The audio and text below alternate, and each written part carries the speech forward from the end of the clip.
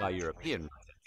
When Europeans arrived in Africa, they first tried to raid the area themselves. Those raids weren't particularly successful, so Europeans changed Are you saying strategy, they were raiding buying enslaved people from African slave traders our in places like villages? the Kingdom of the Congo. The influx of European money proved highly tempting, and African traders started raiding nearby areas to acquire more people to sell to the Europeans.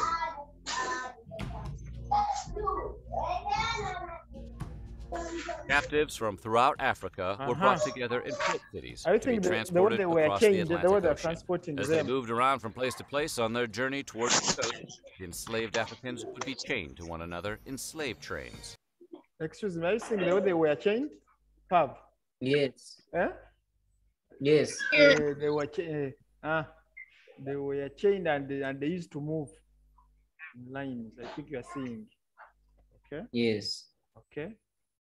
The people in these trains came from completely different backgrounds. This one had a spoke gun, different one was languages, escorting and may them. never have even seen the ocean before. Another thing that's certain is that most had never been on Who can tell me? What is this? Sean, is doing what? Praying to God. Praying to God for what? Why do you think he's praying to God? Pardon? He's To have begging for mercy. mercy. Eh? Is doing what? He's begging for mercy. He's begging for mercy. Very good. Yes. Begging for mercy. Very good. on a ship like the one they were about to board. Once at the port city, slaves were marched. What about there? What are you seeing? What are you seeing there? What They are you are seeing? entering there. They're doing what? They're entering inside the ship. What about here? Here. They're putting chains on them. Doing what? Yes, They're Sean? being chained. They're They're being chained. being chained. What They are about chained. what about here? They have been tied. Being tied. What about this one? What are they doing? Who are these people here? This one. They're What one? inspecting.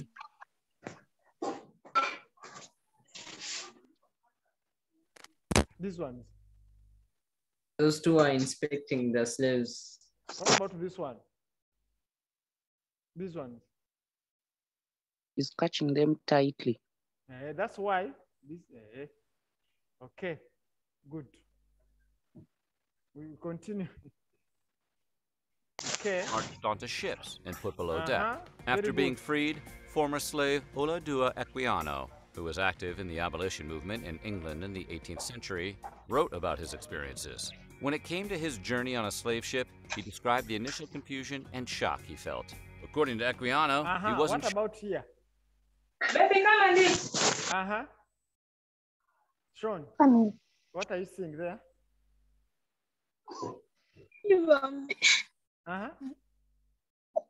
They are tying the person.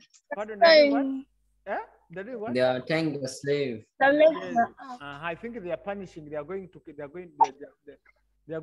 him. Are you seeing? Yeah. Yes, they could tie the legs up, then the head down. Then after they could what? They could cane. Are you seeing? They could Yes. first tie the legs up. So now after they are going to cane him. sure if the white man was going to kill him or eat him. Yeah. Once he was on board, he They saw are going in to his what? You listen again. They are going to tell us what they are going to do.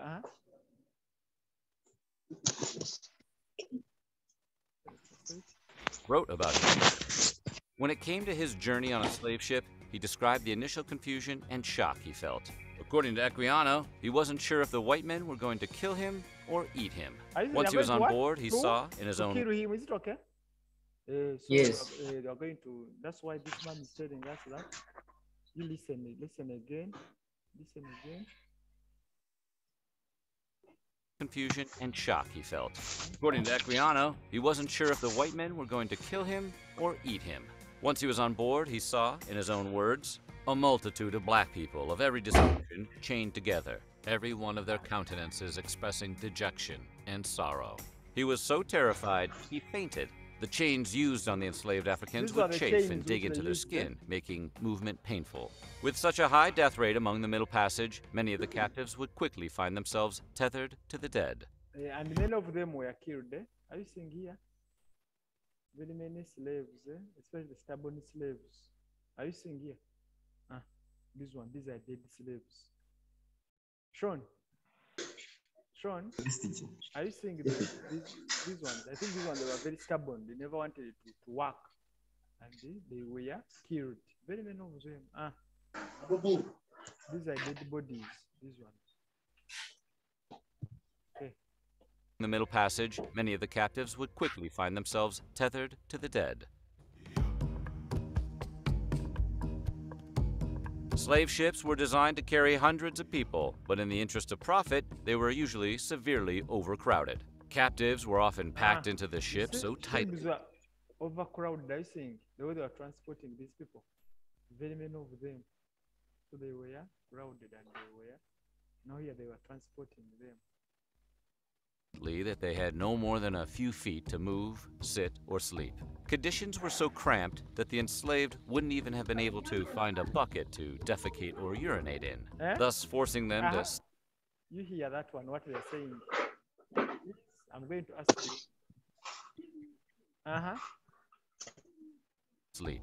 Conditions were so cramped that the enslaved wouldn't even have been able to find a bucket to defecate or urinate in, thus forcing them to stay in their own waste. Engravings depicting the conditions on the infamous ship, the Brooks, which were later a key exhibit in the argument against the slave trade, showed how slaves were to be put below deck and carried onto slave ships. Prior to the passage of the Regulation Act of 1788, the Brooks carried over 700 slaves. After the law was passed, regulations restricted the number of captives aboard to about 450. In his memoirs, Equiano also described what met him when he went below deck on the slave ship. According to the man himself, the first thing he was hit by was an ungodly stench like he had never experienced in his life. It was so overpowering, he was unable to eat, and he wished for what he considered his last friend, death, to relieve him. It is known that slaves were sometimes taken above deck and bathed, weather permitting, but it didn't make much of a difference. The periodic washings were no match for the brutal conditions.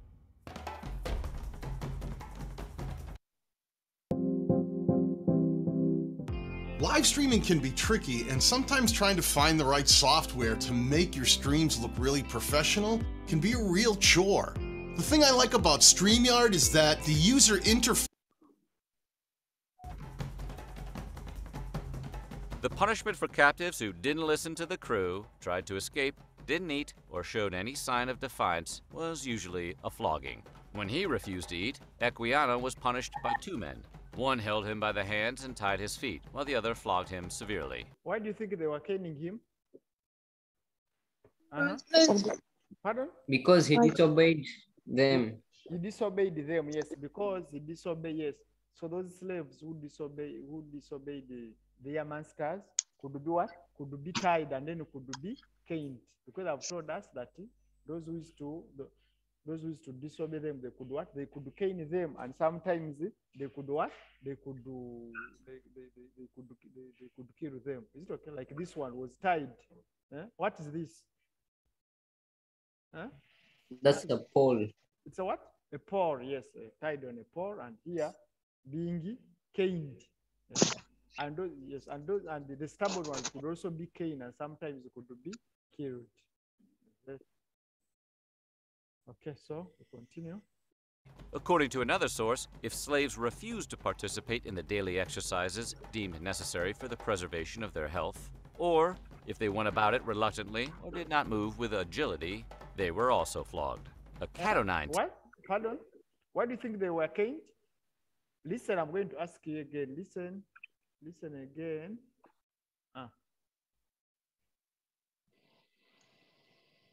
Necessary for the preservation of their health, or if they went about it reluctantly or did not move with agility, they were also flogged. A cat o' nine tails would often be used to administer the punishment. Branding and torture devices. What is that? What is that? This one. Yes? The whip. Yes? Yeah. This is the whip. They used to use the whip to cane them. This one. Okay. Were also frequently employed to drive the enslaved into submission. When insurrections did break out from Uh-huh. time to time, What about there? What are they doing? Uh-huh. What are they doing? Yes? You excuse me?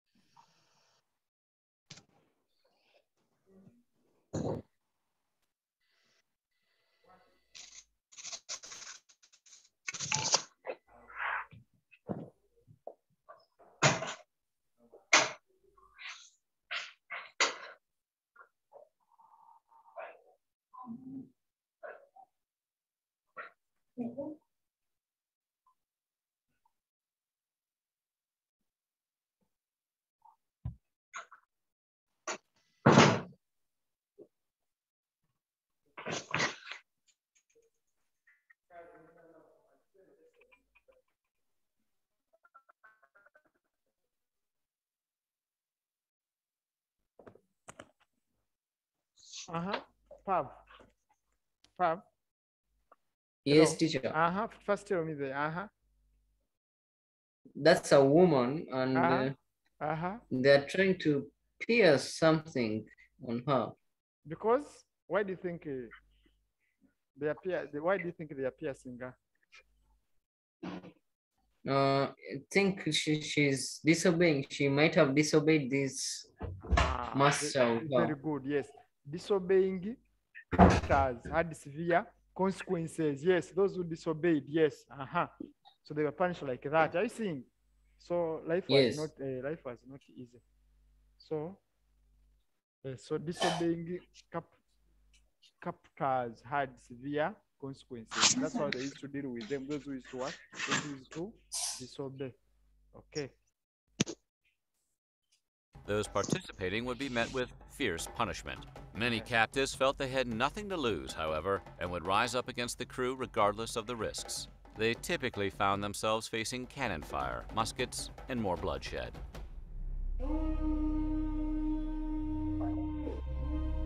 Captives were only allowed to go topside when the weather permitted. Otherwise, they stayed in the heat and stench below deck. With hundreds of people bound together in such a small space, Equiano said things became absolutely pestilential, and the conditions bred disease among the captives. According to his writings, So the some of them overcrowded died spaces, because of combined with the diseases heat of the and climate, bad weather was related literally to the weather suffocating. The where they conditions made went. everyone sweat profusely, and the air soon became unfit for respiration from a variety of loathsome smells. Many of the slaves became sick and died. The Yes, so inhumane they have said that many slaves became sick and died because they are not used to the bad weather and bad conditions. So many of them died because of bad weather and bad conditions. Is it okay? conditions on slave ships encouraged the spread of disease, particularly dysentery, also known at the time. Which disease? Dysentery. Is it okay? They have said especially dysentery. So many of them died because of dysentery. You know dysentery? What's dysentery? People study biology. What's dysentery?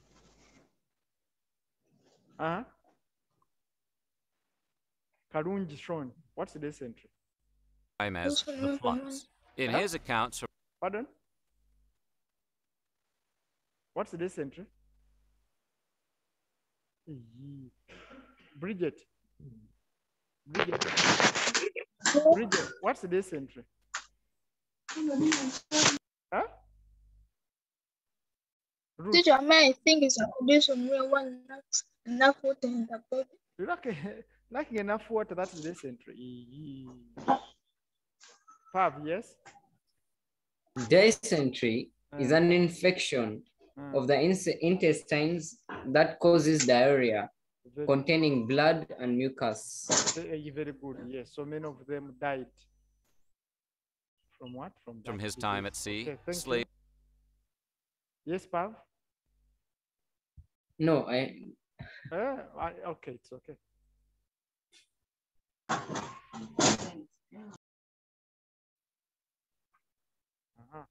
merchant John Newton describes numerous captives dying due to the flux and the fear of outbreaks sweeping over the ship.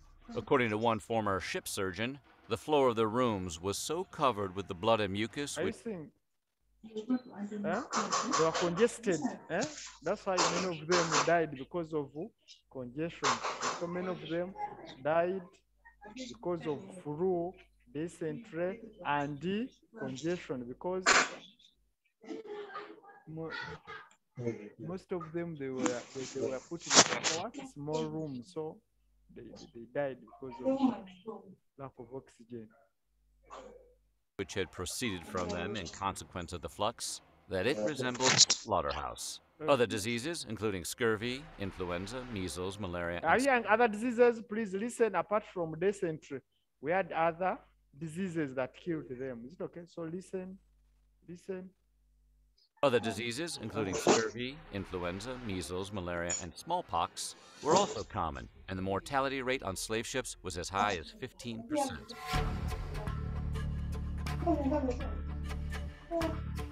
Given the chance, many of the enslaved tried to end their own lives. Their methods, however, would vary.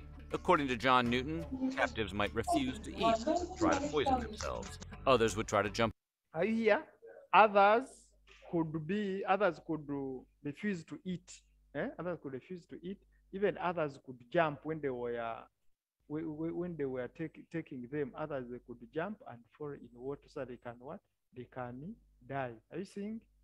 Yeah, these ones. That's why they could put nets up so that they could not what? So that these people could not jump. But still others used to escape and they could jump. And others could refuse to eat so that they could be able to what? To die. overboard into the sea. To prevent this, many ships were outfitted with suicide nets. Even if someone could get through the nets, many ships would send boats out to bring them back. What's the Sean? What's this one doing? This one. Jumping. Pardon? It's jumping out of the net. Jumping. Yes, this is a boat, so they could put these nets to prevent them from falling in water. But you see this one.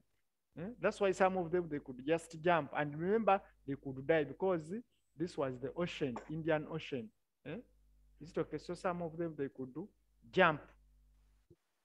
And they could be eaten by what?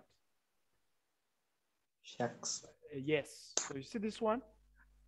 You see Yes. they were congested, I think. So some of them they could Yes. jump so that they could what? Die. And it wasn't for altruistic reasons. To the crew, any enslaved person lost along the way meant a reduction of profits. Because they were deemed better for labor, the majority of captives were men, but women were enslaved too. On the ships, men and women were kept apart from one another. Women and girls were often not kept in chains like their male counterparts. And on some slave ships, the captain slept in a hammock over the girls. But the women faced some dangers that were different from what the men faced. Namely, they could be sexually brutalized by the crew. John Newton recorded a story about one of his crewmen Are you assaulted. seeing what they were doing? Sean? Yes, teacher. What is this man doing? I think what they are doing to the slaves. Men could be caned, then women. That's what they used to do, our slaves. A pregnant woman aboard his ship. According to Newton, a man named William Cooney seduced a woman slave down into the room and lay with her brute-like in view of the whole quarterdeck. As punishment for the offense, which Newton believed was the first of its kind on his ship, he had Cooney placed in irons and swore, "If anything happens to the woman, I shall impute it to him, for she was big with child."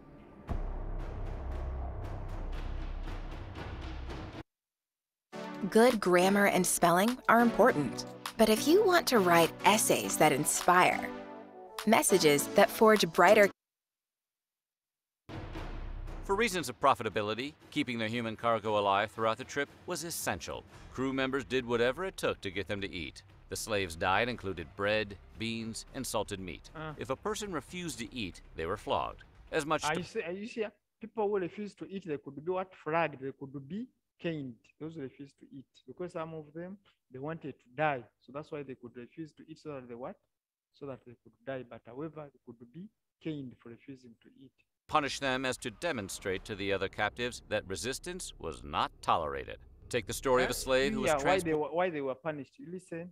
Why they were punished for those who refused to eat. And salted meat. If a person refused to eat, they were flogged, as much to punish them as to demonstrate to the other captives that resistance was not tolerated. Take the story of a slave who was transported on the Loyal George, a ship that crossed the Atlantic to Barbados in 1727. He refused to eat until he was reduced to mostly skin and bones. Are you seeing this one? This one was caned. Are you seeing the back? This one was caned because he refused to eat. What are you seeing here? Sean, what are you seeing? Scales of sticks. Scales of what? Bruises. Bruises. What else? Can you imagine? Because of refusing to eat, person could be seriously tortured. I think you are seeing here. So it was not easy. And became sick. The captain of the ship, one Timothy Tucker, became outraged and began to fear that the slave's actions might inspire the other 200 captives he had on board. So he had his cabin boy fetch a large horsewhip to flog the slave with. But in this case, it didn't work. Are you seeing this one? They were caned. They could first tie them, then could be caned thoroughly. Like this one. This one I refused to eat, so that's why this man was caning him. Food was forced down. Because remember, these people, they never wanted to eat because they wanted to die. But they could be forced, and those who refused to eat could be caned. Despite the captain threatening to kill the slave, the man simply replied, "Adoma," which in his own language essentially meant, "So be it." Crew members would also force-feed the slaves. They used a special piece of equipment called the speculum oris, which was a long, thin mechanical contraption used to force open unwilling throats to receive gruel and hence sustenance. You see, they could be taken to market and put After at least 6 to 8 weeks aboard the ship, the enslaved people arrived at a port in the Americas, and they didn't know what would happen next. According to Equiano, at first, the slaves believed that they were going to be eaten. But the slavers brought some older slaves. At first, these people, they thought that they were going to be eaten when they were transporting them. Most of them thought that they were going to be eaten. But however, they were sold from land to pacify them. The older slaves told them they were not to be eaten, but to work, and were soon to go on land, where they would see many from their own countries. Equiano recalled, "This report eased us much, and sure enough, soon after we were landed, we saw Africans of all languages. After that, they were immediately taken to a merchant's yard, where they were pent up together, like so many sheep in a fold, without regard to sex or age." At this point, the trip was over, but the nightmare of enslavement had just begun. So what do you think? What do you find most shocking? Let us know in the comments below, and while you're at it, check out some of these other videos from our weird history.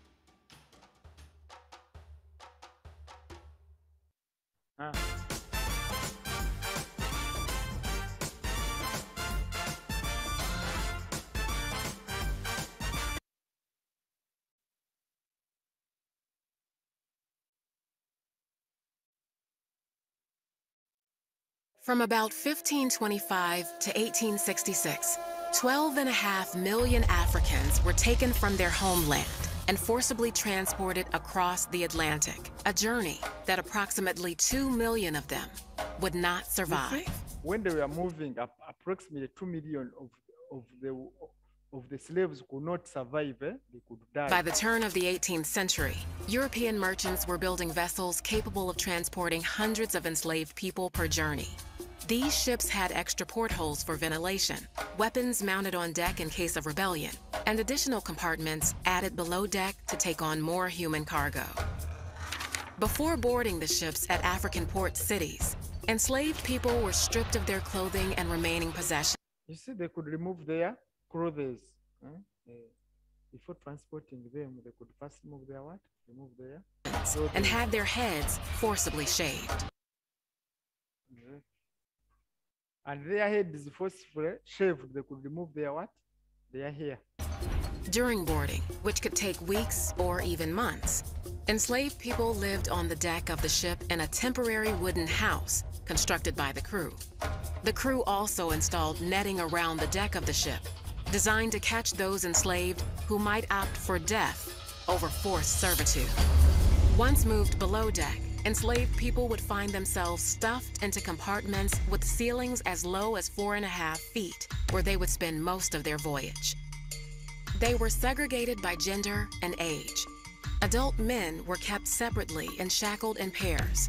Women usually left unchained in their designated compartment, and children often free to move about the ship.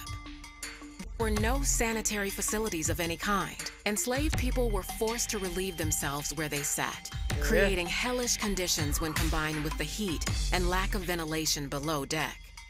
Disease was rampant.